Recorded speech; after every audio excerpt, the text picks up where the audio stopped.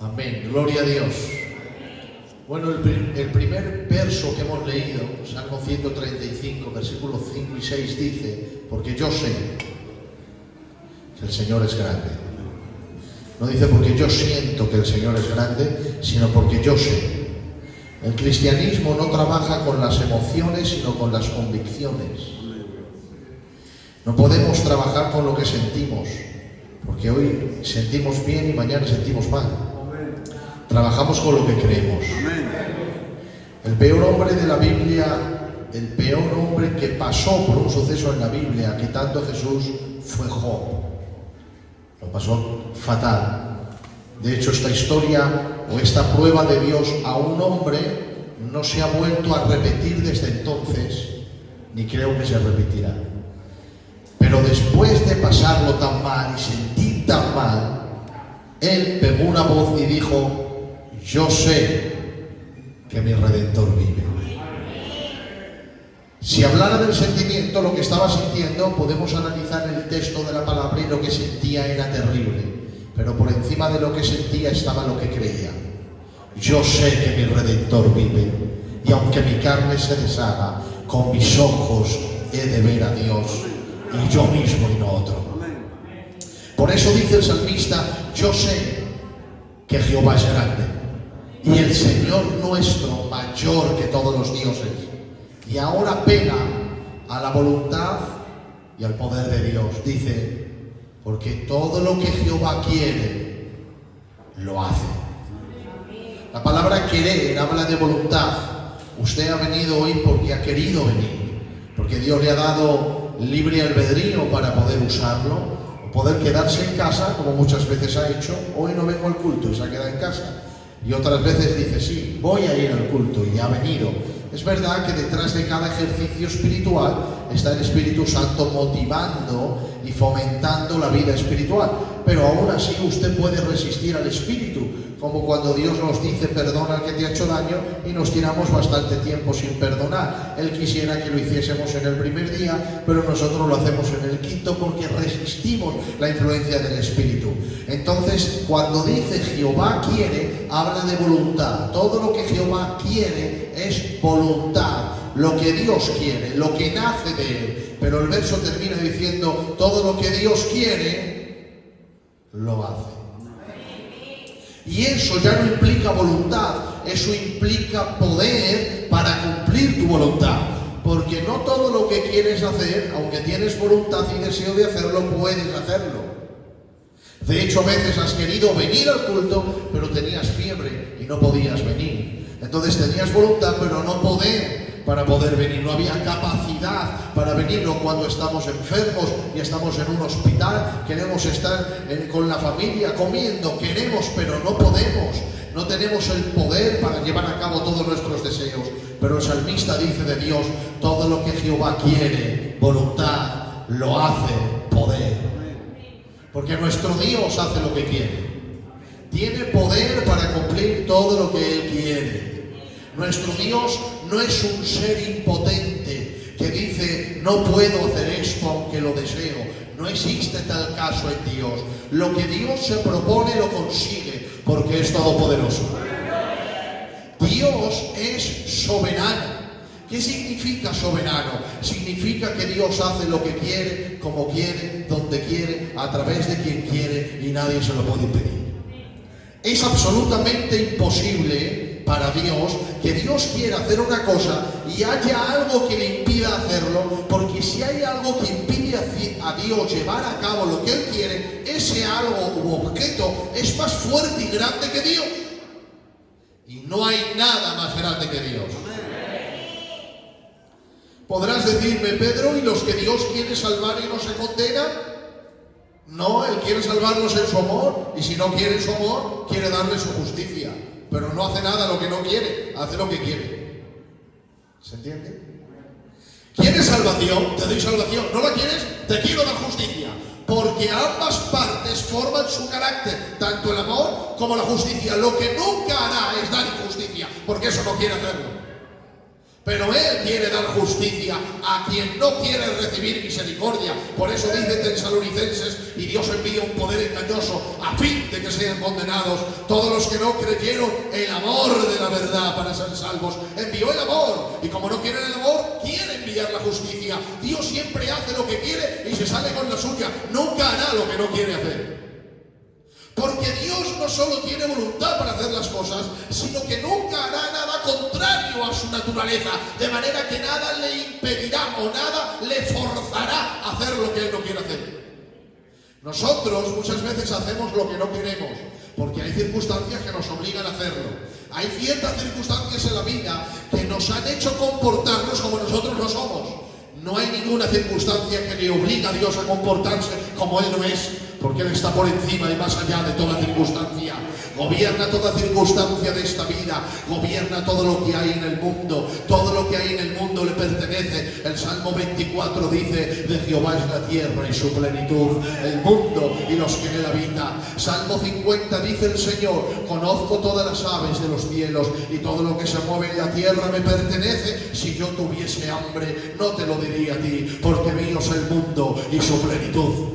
Salmo 90 dice: suyo también el mar, pues Él lo hizo. En Job 38 dice que creó la serpiente tortuosa y con sus manos nos ha dado forma. También dice Hechos capítulo 17 el apóstol Pablo: Dios no habita en templos hechos por manos humanas, como si necesitase de algo, pues Él es el que da aliento y vida a todas las cosas, y todas las cosas por Él subsisten. Nada se conserva fuera de la energía de Dios. Todo le pertenece a Dios. Él es todopoderoso y soberano. Como dijera un hombre que se llama Samuel Pérez Milló, si dijéramos a la Biblia quién es soberano, Dios saldría en Génesis al encuentro y diría: yo soy soberano. ¿Por qué? Creé cielos y tierra sin que nadie me dijera nada, me indicara nada, por mi propia voluntad. Libro de Éxodo: ¿quién es el soberano? Yo soy el soberano. ¿Por qué? Porque determino cuándo mi pueblo tiene que salir de la esclavitud de Egipto conforme a mi propósito. Libro de Levíticos: ¿quién es el soberano? Yo soy el soberano. ¿Por qué? Determino cómo se me tiene que adorar, cuáles son las normas de venir a mi presencia, cuáles son las leyes de hacerme culto en el desierto. Libro de Números: ¿quién es el soberano? Yo soy el soberano. ¿Por qué? Saco 600.000 hombres de Egipto. Por sus pecados dejo que mueran 600.000 en el desierto y reproduzco en mi misericordia otros 600.000 y los meto en la tierra prometida. Libro de Deuteronomio: ¿quién es el soberano? Yo soy el soberano. ¿Por qué? Porque la misma ley que di a los padres decidí que fueran para los hijos y para las siguientes generaciones. Libro de Josué: ¿quién es el soberano? Yo soy el soberano. ¿Por qué? Porque determino el tiempo cuando los de Canaán tienen que dejar su tierra y un pueblo que no trabajó para ella hereden lo que otros trabajaron. La pregunta sería ¿por qué? Y la respuesta volveríamos al Salmo 24: de Jehová es la tierra y su plenitud, el mundo y los que en él habitan.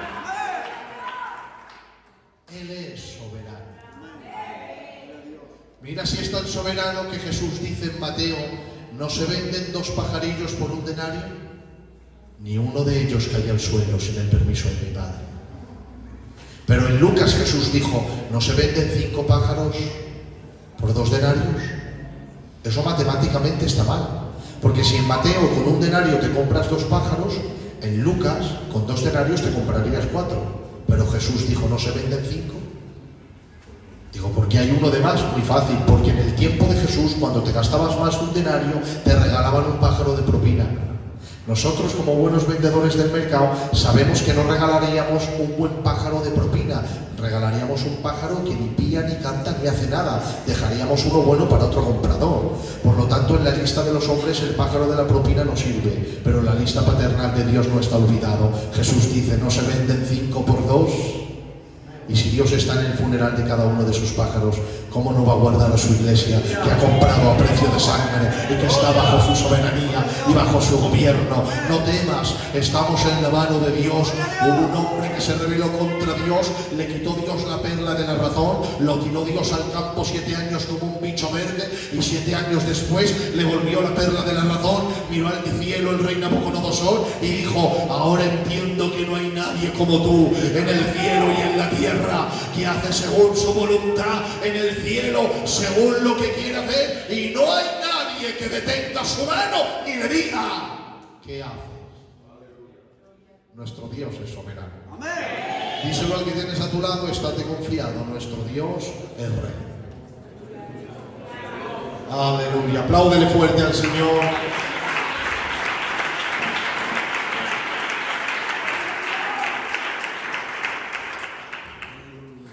Ahora, nuestro Dios no solo es soberano, que hace lo que quiere, es que lo sabe todo. Solamente digo esto: antes de crear a Adán, Dios conocía al último hombre que va a morir.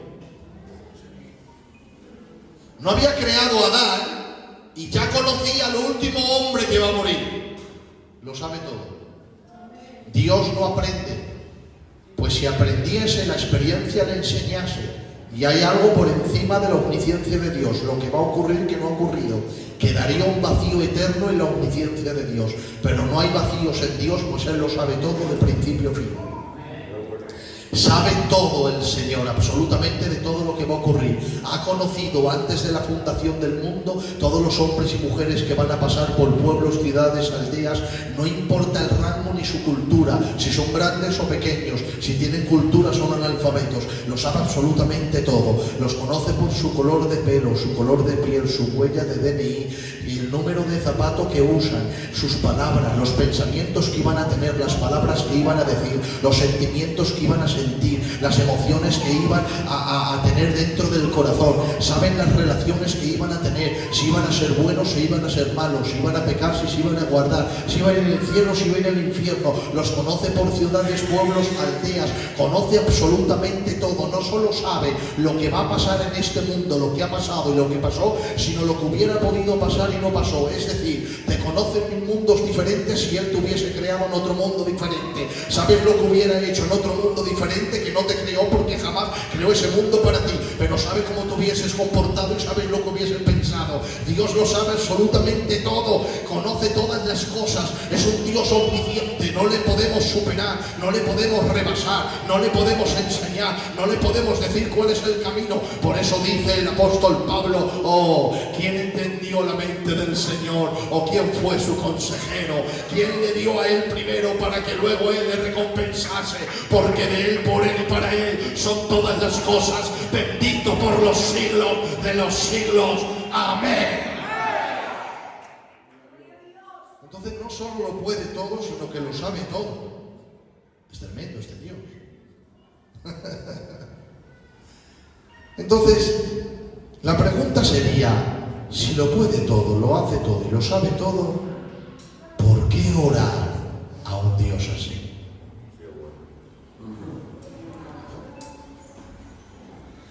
¿Para qué orar a un Dios que ninguna petición que yo le haga le va a mover de su propósito?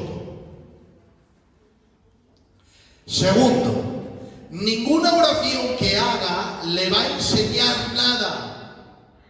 Tercero, ninguna oración que haga lo puede vencer, porque es más fuerte que yo.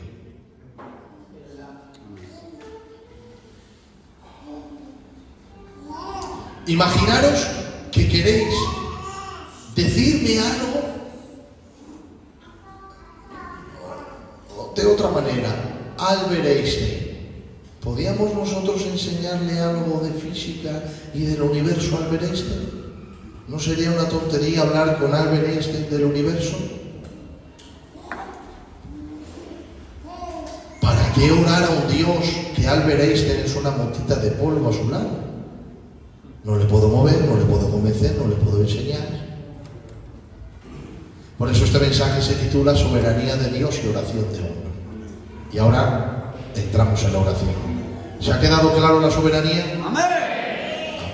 Entramos en la oración. Número 1, Dios no creó la oración para darte cosas. Dios creó la oración para tener encuentros. Porque lo que Dios te da te bendice, pero un encuentro te transforma. Por eso hemos venido personas que han venido a recibir de Dios y han recibido, pero no han sido transformados. Porque cuando Dios te bendice, hace algo por ti. Cuando Dios te transforma, hace algo en ti. Y Dios está interesado en transformar tu vida. Y esos encuentros están limitados en la soberanía de Dios, en la oración. Cuando una persona se pone a orar, encuentra a Dios. Y cuando uno encuentra a Dios, esa persona es transformada por completo. No hay nadie que tenga un encuentro con el Señor y quede igual. Si queda igual es porque no ha tenido un encuentro con el Espíritu Santo. Porque cuando alguien tiene un encuentro con Dios, esa persona es cambiada para siempre. Nadie puede tener un encuentro con el Dios Todopoderoso y quedar como era antes. Cuando alguien tiene un encuentro con Dios, la Biblia dice que Dios quita el corazón de piedra y pone un corazón de carne. La Biblia dice en Ezequiel: y yo pondré espíritu nuevo dentro de vosotros y mis mandamientos para que los guardáis. Primera de Corintios capítulo 2 dice que hemos recibido la mente de Cristo. Efesios capítulo 2 dice: Él os dio vida cuando estabais muertos en vuestros delitos y en vuestros pecados. Romanos capítulo 5 dice: el amor de Dios ha sido derramado en nuestros corazones por el Espíritu Santo que nos fue dado. Primera de Pedro dice que hemos recibido la nueva naturaleza. Segunda de Corintios 5:17 dice: el que está en Cristo, nueva criatura es. Las cosas viejas pasaron, he aquí todas son hechas. Hemos recibido un nuevo espíritu, hemos recibido una nueva naturaleza, hemos recibido una nueva mente, hemos recibido un nuevo amor. Si alguien recibe todo esto del cielo, ¿cómo puede quedar igual? El pecado le pesa, la maldad le hace daño, la injusticia no va con esa naturaleza. Cuando alguien ha recibido un encuentro con el Dios Todopoderoso, es cambiado, transformado y tornado en una nueva persona para la gloria de Dios. Pues este Dios soberano ha querido depositar esos encuentros en la oración. Porque un encuentro no transforma, pero muchos nos forman. Por eso necesitamos volver a la oración, porque los encuentros Dios soberanamente los ha depositado allí. La pregunta es: ¿quieres un encuentro con el Espíritu Santo? Pues ora. Sométete a la soberanía de Dios. Y si no lo haces, Él no te lo da. Nunca perderá, porque Dios nunca pierde, perdemos nosotros. Porque el encuentro de Dios nos da vida eterna para la gloria de su nombre. Entonces, número 1, Dios creó la oración para tener encuentros. Número 2, Dios creó la oración para buscar trabajadores. Claro, la pregunta es: un Dios que todo lo puede, que todo lo sabe, que todo lo alcanza, ¿para quién necesita trabajadores? Si lo puede hacer Él. Dentro de la Biblia te vas a encontrar ciertas partes de la voluntad de Dios. La primera voluntad de Dios es la voluntad moral. ¿Qué es la voluntad moral? No matarás, no robarás, no adulterarás. Esa parte de la voluntad moral de Dios se la dio al hombre, para que el hombre cumplirla se parezca a su creador. Pero esa parte nunca se cumple, porque el hombre siempre fallamos. Luego está la parte de la voluntad decretiva. ¿Qué es la voluntad decretiva? Cuando Dios da un decreto. Por ejemplo, Jesús ha dicho: en breve vengo. Y Él va a venir. Ahora, por una parte, la voluntad moral de Dios nunca se cumple porque depende de nosotros y no la cumplimos. Por otra parte, la voluntad decretiva siempre se cumple porque depende de Dios. La parte de la voluntad moral de Dios no se cumple, la parte decretiva siempre, porque depende solamente de Él. Pero entre la parte de la voluntad moral y la parte de la voluntad decretiva está la parte de la voluntad asociativa. ¿Y qué es la parte de la voluntad asociativa? Es aquellas cosas que Dios puede hacer solo porque no nos necesita, pero te ha dado a ti y a mí el privilegio de formar parte de su plan y de usarnos para llevar a cabo los planes que Él tiene en el cielo, llevarlos a cabo aquí en la tierra. Y esto lo vamos a ver mucho en la Biblia. Por ejemplo, lo único que Dios ha hecho solo, que es lo más grande, el universo, La creación, la venida del Hijo, la vida inmaculada del Cordero, la muerte de Jesús, la resurrección, la ascensión y la venida.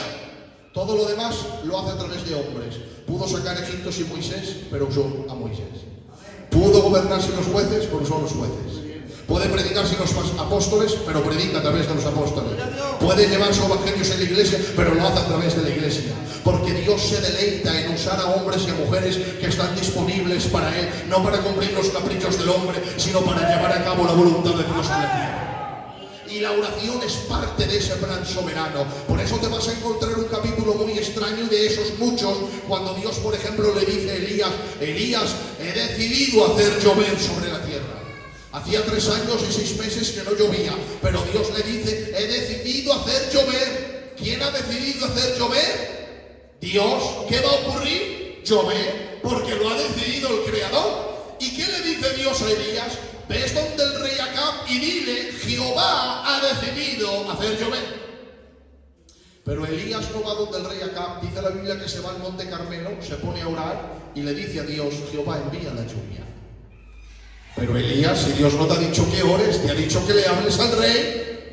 Pero él se pone a orar: Jehová, envía la lluvia, envía la lluvia. Se pone su cabeza entre las rodillas como una mujer hebrea a punto de dar a luz.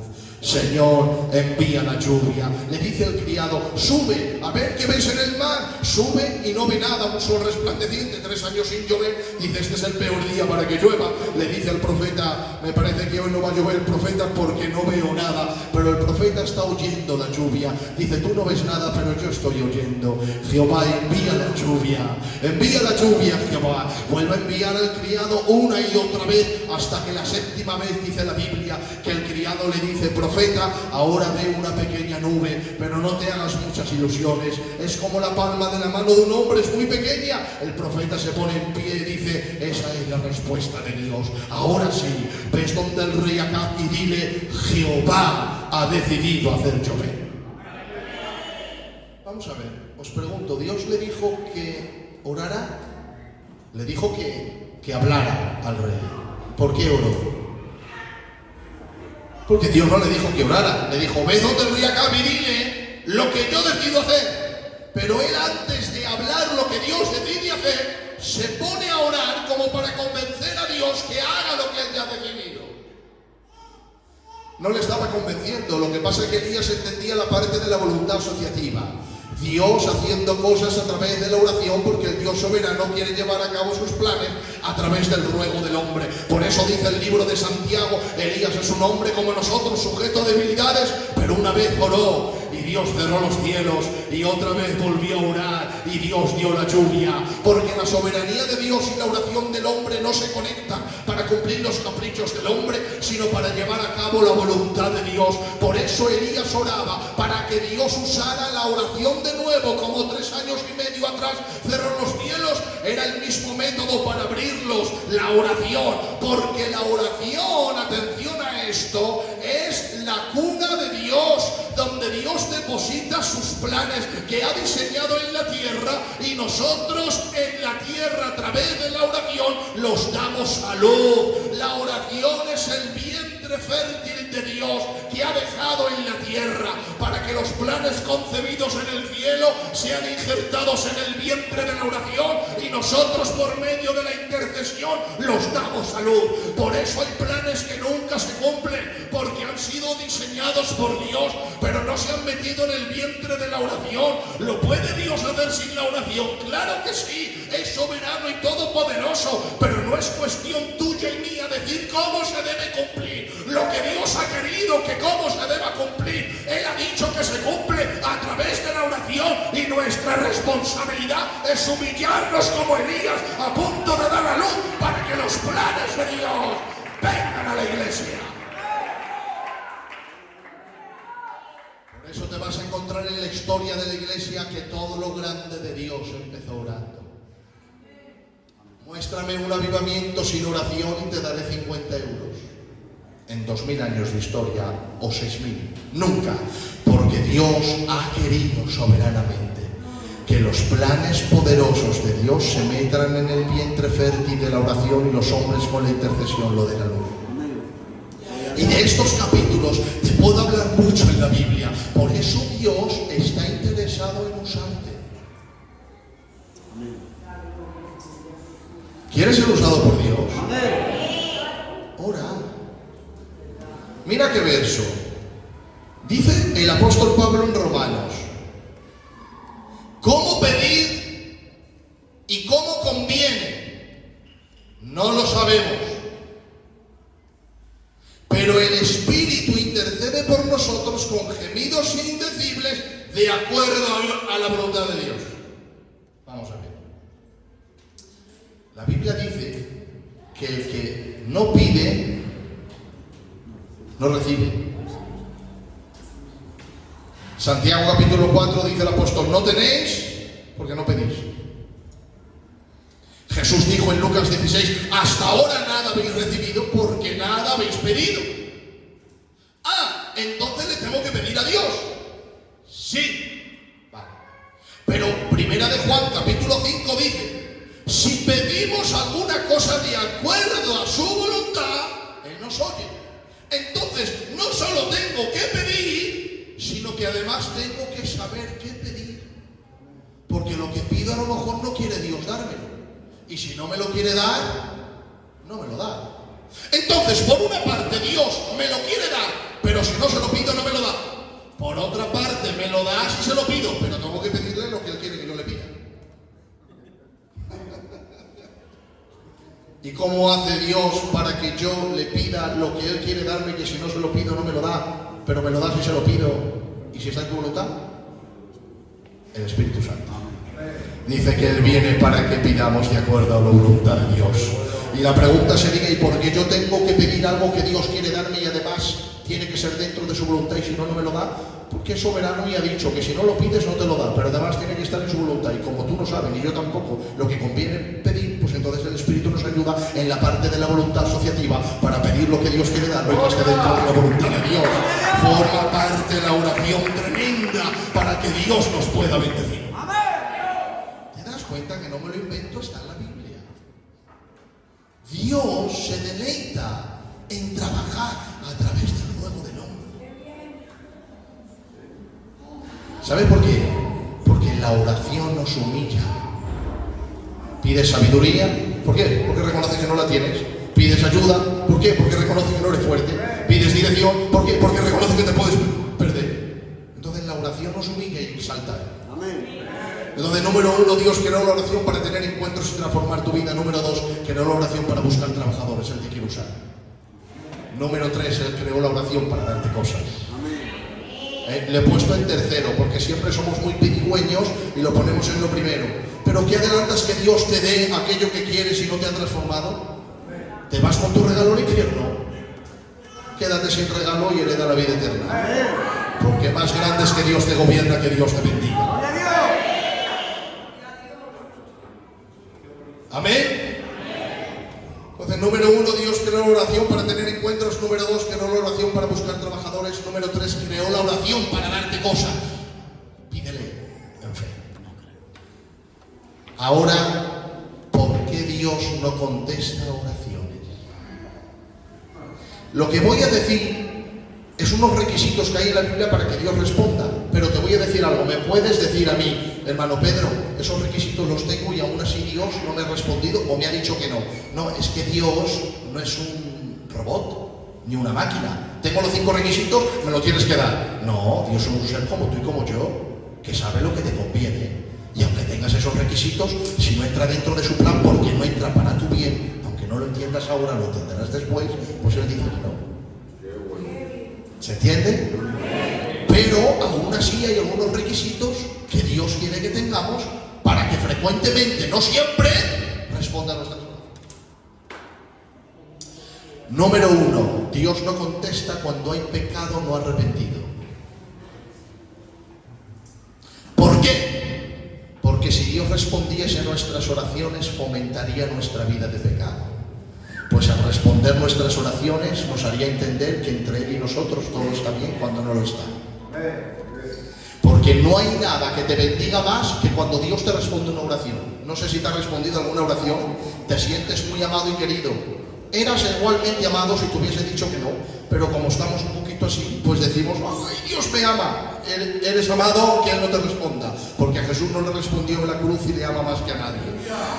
Hermanos, Dios nos ama aunque no nos responda, pero es verdad que cuando nos responde saltamos de gozo diciendo cuánto nos ama. Si nos responde en nuestras oraciones viviendo en rebelión contra Él, fomentaría en nuestra vida de pecado, porque decimos, parece que Él está bien conmigo. ¿Qué es lo que hace Dios? Guardar silencio a fin de que te des cuenta que hay algo entre tú y Él que no cuadra. Te pongo un ejemplo bíblico. Oseas, el profeta, tiene una mujer y la mujer se va con otro hombre, con todo respeto de ustedes, y cuando el hombre la deja, le dice él a Dios, Señor, ¿qué hago? Y le dice Dios, cógela y métela en casa. Y la mete en casa y la perdona. Pero la mujer se vuelve a ir de nuevo y le dice, Señor, se ha vuelto a ir y el otro hombre la ha dejado de nuevo. ¿Qué hago? Y le dice Dios, vuelve a cogerla, métela en casa, pero no la hables.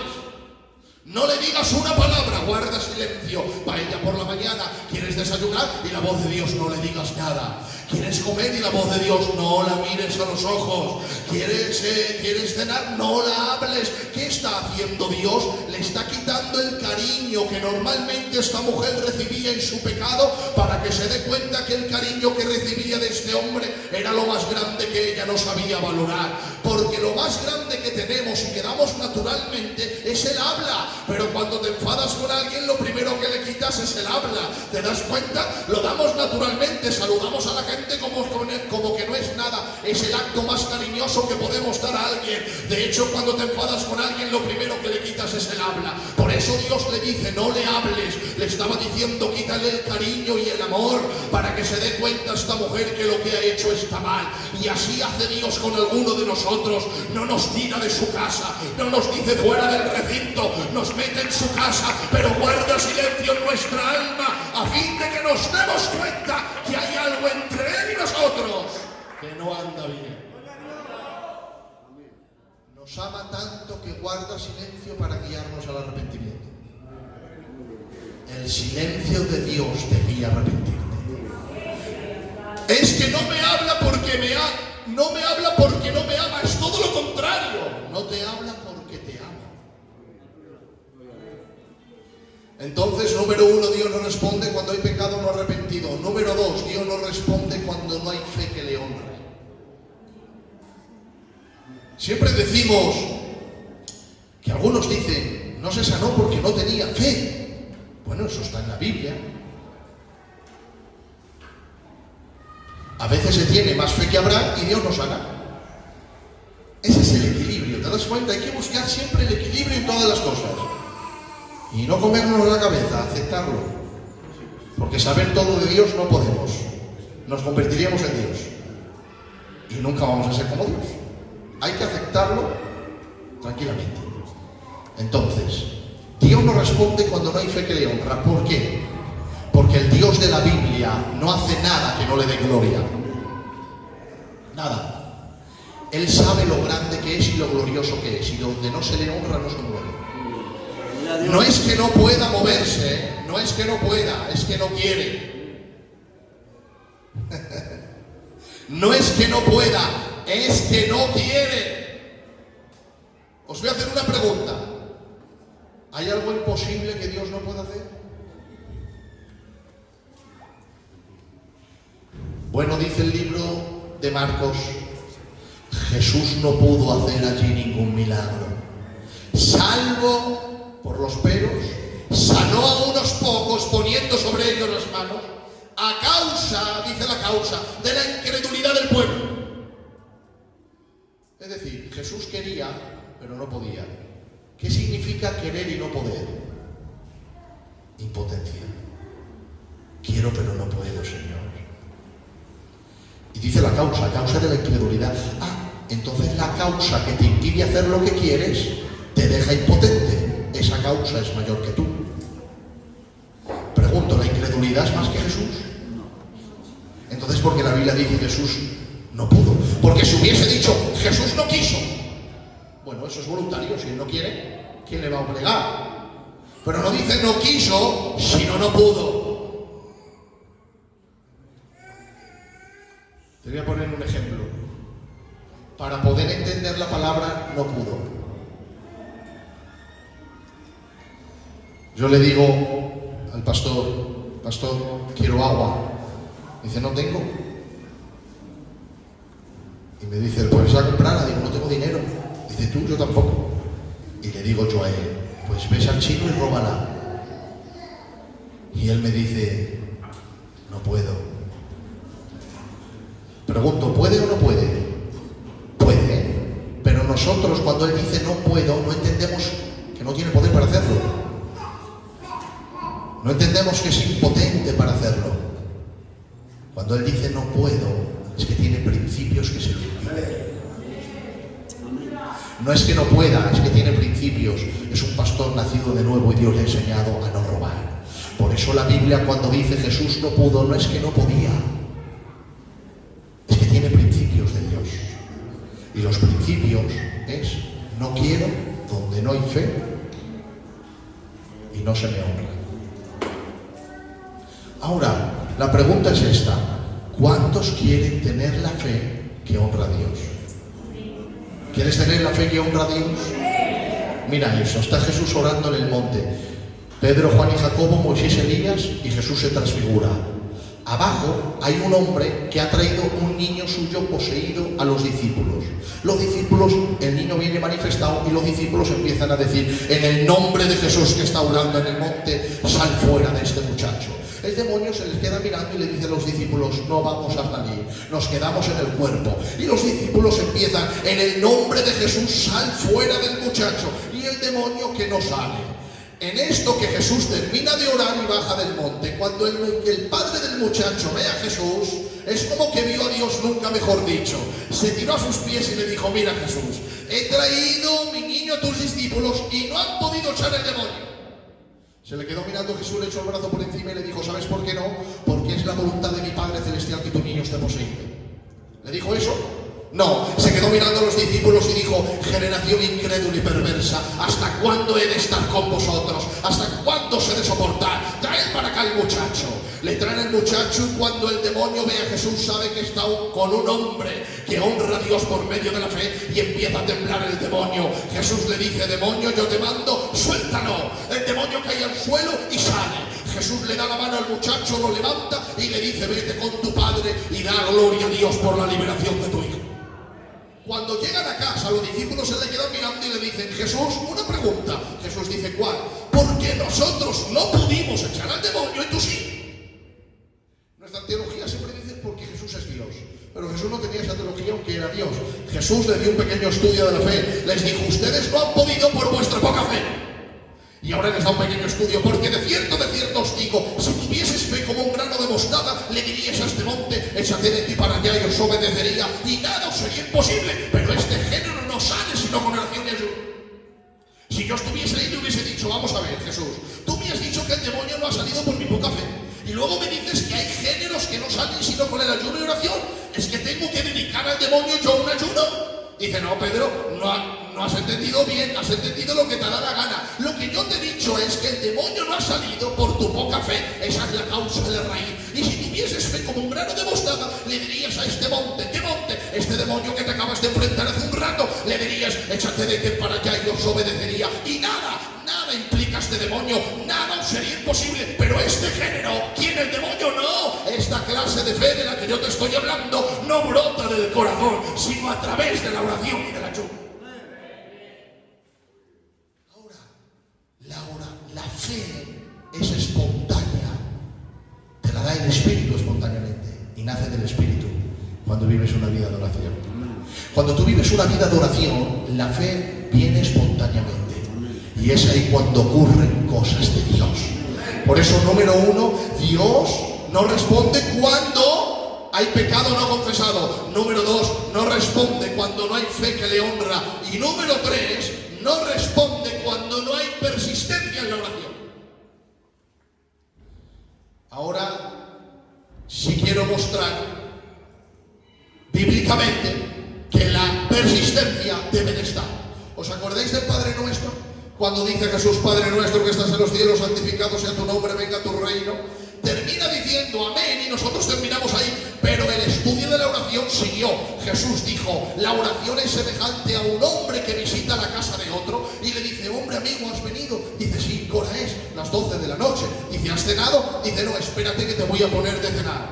Y dice la Biblia que este hombre va a la cocina y no tiene nada. Entonces sale y llama a su vecino. Amigo, sí, mira, ha venido un amigo mío a casa y no tengo para ponerle pan. Levántate y dame pan que se lo dé. Jesús dice que este de dentro dice, no puedo, amigo, son más de las 12 de la noche, los niños están durmiendo, ven mañana y te lo doy. Pero Jesús dice que este vuelve a llamar.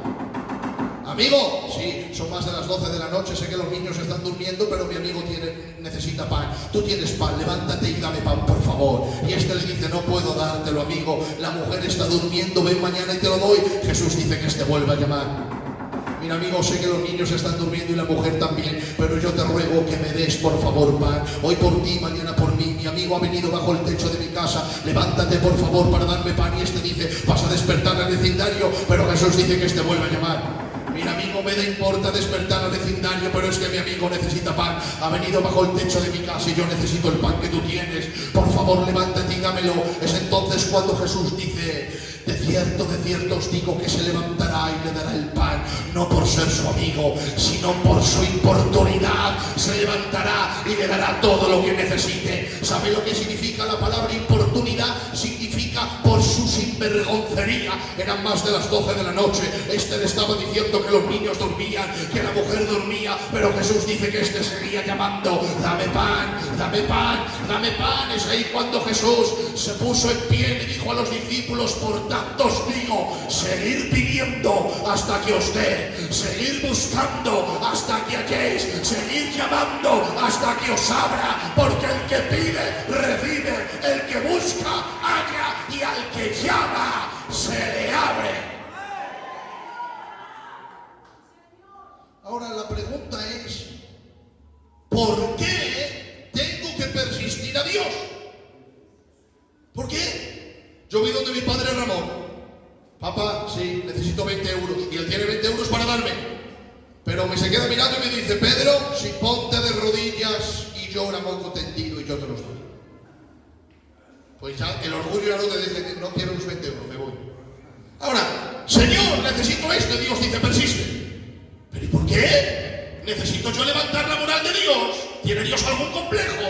¿Por qué quiere Dios que yo tenga que persistir en oración?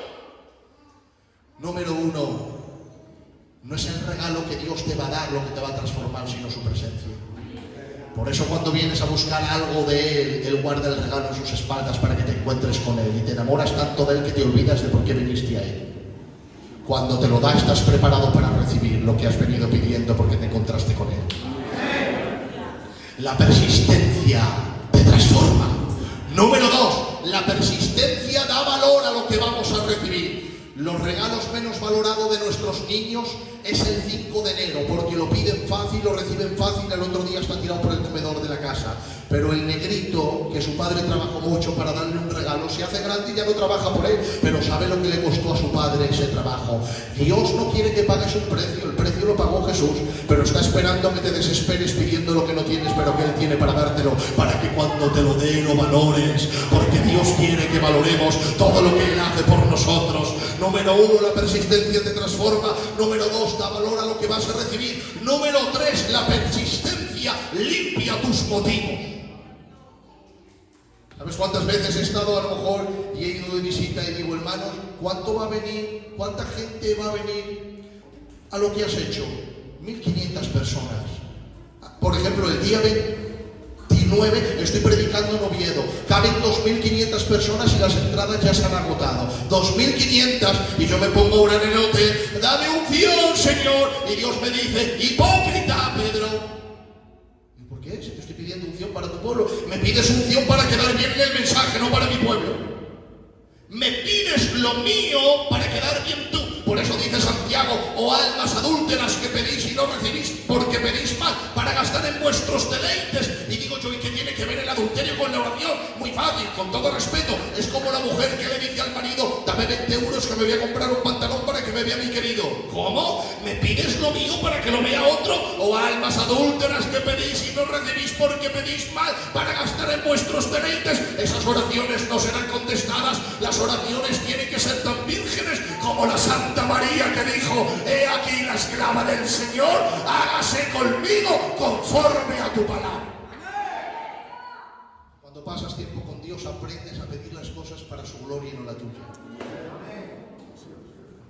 Señor, convierte a mi marido. ¿Por qué? Es que no me deja venir al culto. No. Es que Cristo murió por él y él merece el fruto de su aflicción.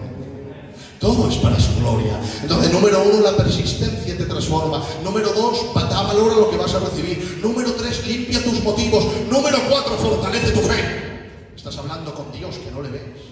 Cuando viene una prueba que ves, no te mueve, porque el que no ves te sostiene. Y número 5, con esto termino. No hay oraciones perdidas.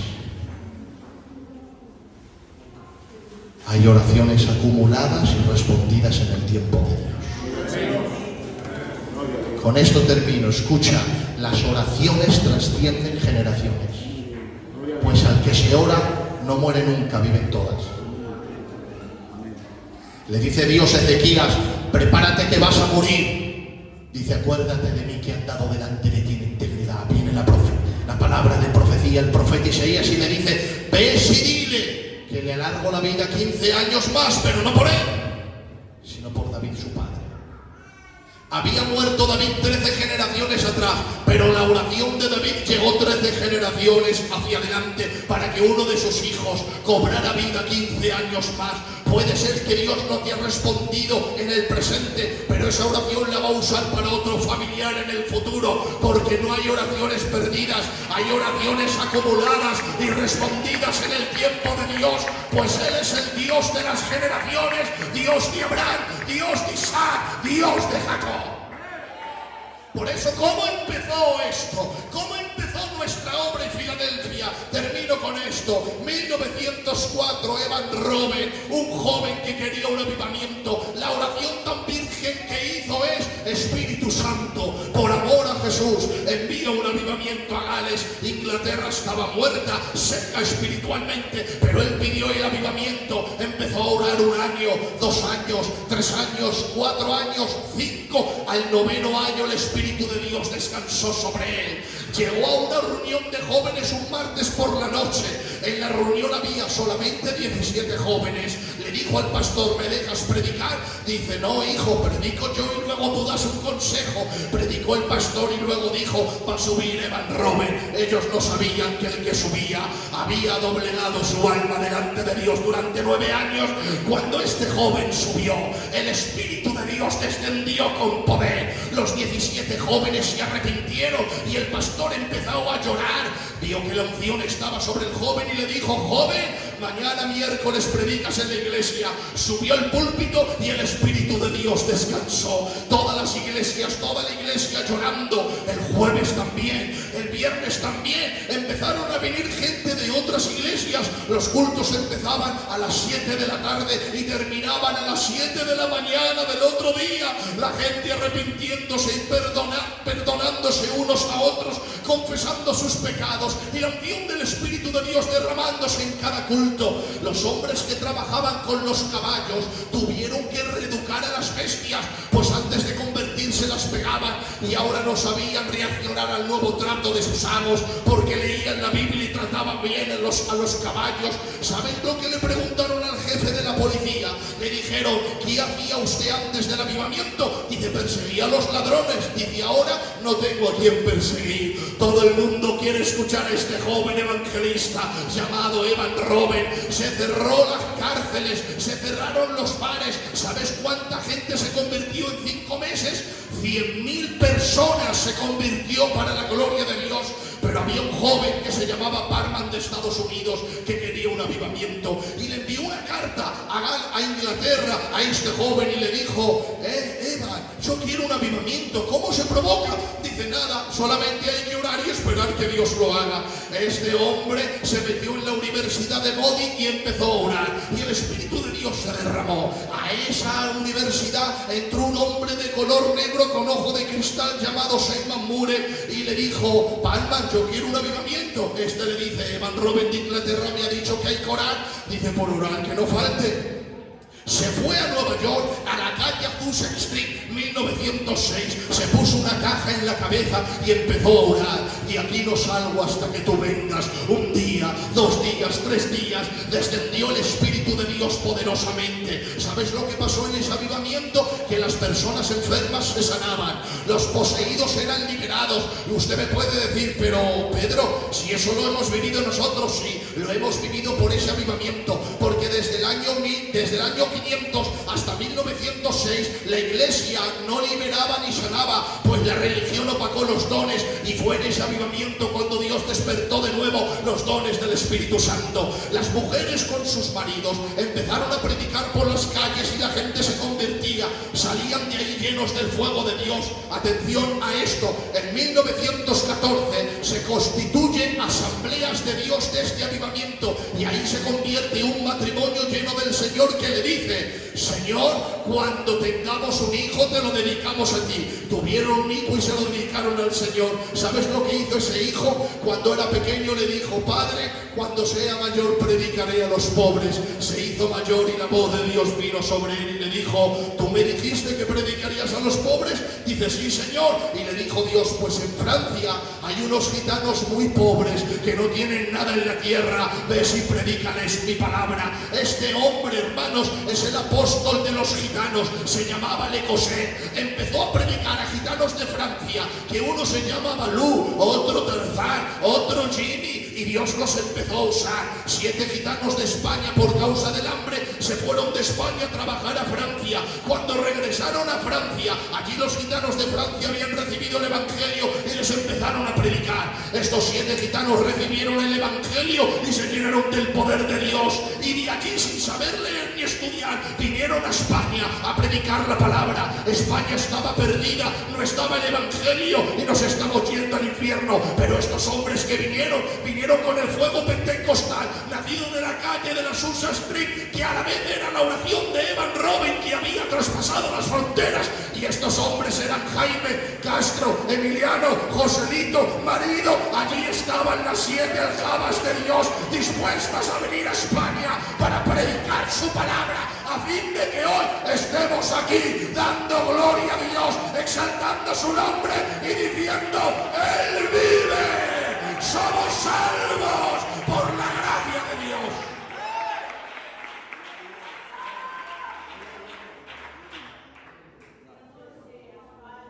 Todo esto ocurrió porque había un joven que, cuando nadie quería orar, dijo: Espíritu Santo, por amor a Jesús. Mira si el avivamiento fue grande, que cuando terminó el avivamiento había un hombre muy usado en ese avivamiento llamado Cliff. Y un joven se encontró con Cliff un día y le dijo: ¿usted es el hombre del avivamiento de Gales? Dice: sí. ¿Puedes orar por mí? Dice: sí. Padre, la unción que me diste a mí, dásela a este joven. Este hombre murió una semana después y la unción se la quedó este joven. Este joven se ha ido a África y ha hecho campañas de más de 5 millones de personas. Se cuenta que 73 millones de personas han aceptado a Jesucristo por este joven. 73. España somos 48 millones, toda la nación. 73 millones. Este joven ya está con el Señor, se hizo viejo. Se llamaba Reina Burke. Si supiese Evan Robin a qué valía con su oración. Él no lo sabía, pero Dios le dijo: ora, porque la oración trasciende generaciones. No hay oraciones perdidas, hay oraciones acumuladas y respondidas en el tiempo de Dios. Entonces, número 1, Dios no creó la oración para darte cosas, sino para tener encuentros. Número 2, creó la oración para buscar trabajadores. Número 3, creó la oración para darte cosas. Número 1, Dios no responde oraciones que están en pecado, no arrepentidas. Número 2, no responde cuando no hay fe que se le honra. Número 3, no responde cuando no hay persistencia. Número 1, la persistencia da valor a lo que vas a recibir. Número 2, te transforma.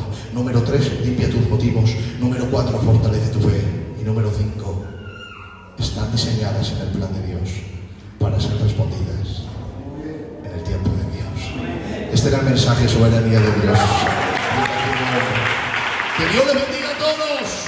Lo mejor está por venir. ¡Maranata!